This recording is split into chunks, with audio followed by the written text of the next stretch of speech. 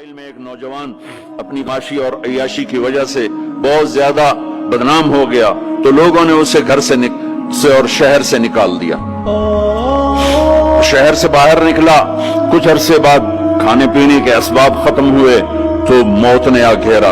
اب اس نے بے قرار ہو کر, ادھر سب بائیکاٹ کر چکے تھے, کوئی اس کے قریب نہیں جائے گا, تو جب موت نے پکڑا تو ادھر دیکھا کوئی ہے مددگار نہیں, ادھر دیکھا کوئی ہے کوئی نہیں, تو آگے دیکھا پیچھے دیکھا دائیں دیکھا بائیں دیکھا کوئی نہیں ہے, تو پھر اس نے یوں آسمان کو دیکھا اور کہنے لگا یا من لا تضرہ الذنوب ولا تنقصہ المغفرہ, اے وہ ذات جس کو معاف کرنے سے کوئی کمی نہیں آتی اور گناہ کرنے سے اس کی ذات میں کوئی کسی قسم کی کمی نہیں آتی. دیکھ مجھے سب نے چھوڑ دیا ہے, تیرے پاس آنے کا وقت ہے, مجھے معاف کر دے. میں نے تیرے بندوں سے سنا ہے تو بڑا غفور الرحیم ہے. جان نکل گئی. اللہ تعالیٰ نے موسیٰ علیہ السلام سے فرمایا موسیٰ میرا ایک دوست وہ جنگل میں مر گیا ہے, جاؤ اس کے جنازے کا انتظام کرو اور اعلان کر دو جو اس کے جنازے میں شریک ہوگا اس کو بھی معاف کر دوں گا. کون زندگی میں سوائے گناہوں کے ہے کچھ نہیں, اور آخر وقت کی منت اور خوشامد پہ کیا فیصلے ہو رہے ہیں. لوگوں نے دوڑ لگائی, آگے دیکھا تو وہی نوجوان شرابی زانی جواری بھیڑا.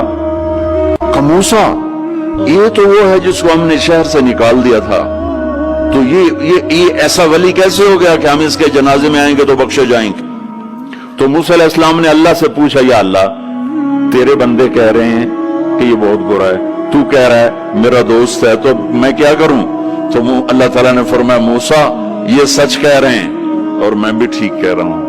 یہ ایسا ہی تھا جیسے یہ کہہ رہے ہیں, لیکن جب اس پر موت آئی اس نے دائیں دیکھا, اسے کوئی نظر نہ آیا, اس نے بائیں دیکھا, اسے کوئی نظر نہ آیا, اس نے پھر میری طرف دیکھا.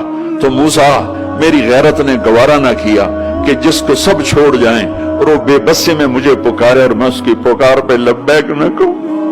اے موسیٰ اس نے تو صرف اپنی بخشش مانگی, مجھے میری عزت کی قسم اگر آج مجھ سے پوری دنیا کے انسانوں کی بخشش مانگتا تو میں اس کی توفیل سب کو معاف کر دیتا.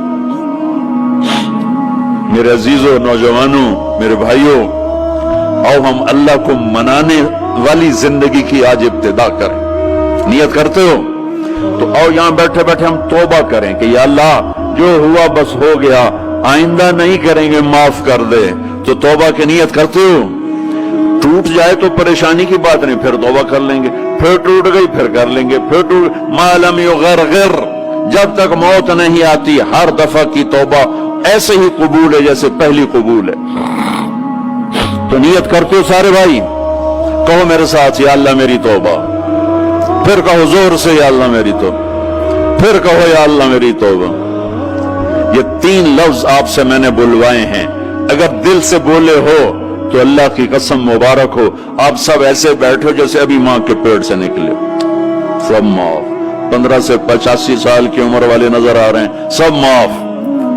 اب باہر جا کر کچھ نیا پیپر حل کرو گے, کچھ نیا لکھو گے تو لکھو گے آج تک اس وقت اس لمحے 2:53 پر سارے معاف ہو گئے, سارے معاف ہو گئے.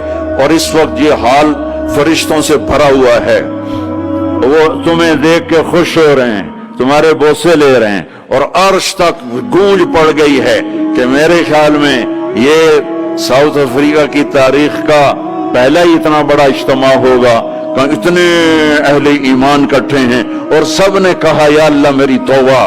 آج اس پورے ملک پہ رحمت ہی رحمت چھائی ہوئی ہے, اب تمہارے اوپر بھی رحمت چھائی ہوئی ہے, اور جنت کی حوروں نے بھی دروازے کھول کر تمہیں پیار سے دیکھا ہے, دیکھ رہی ہیں کہ اللہ تعالیٰ نے اپنی جنت کو ایسے ہی لوگوں کے لیے تیار کیا ہے جو اس کو راضی کرتے ہوئے چلتے ہیں, ٹھوکر کھاتے ہیں پھر سنبھلتے ہیں, ٹھوکر کھاتے ہیں پھر سنبھلتے ہیں, توبہ کرتے ہیں پھر چلتے ہیں, ٹوٹ جاتی ہے پھر کرتے ہیں, اور اپنے اللہ کو راضی کرنا اپنی زندگی کی منزل بناتے ہیں، اور اللہ تک پہنچنے کا جو راستہ ہے وہ ہے محمد الرسول اللہ۔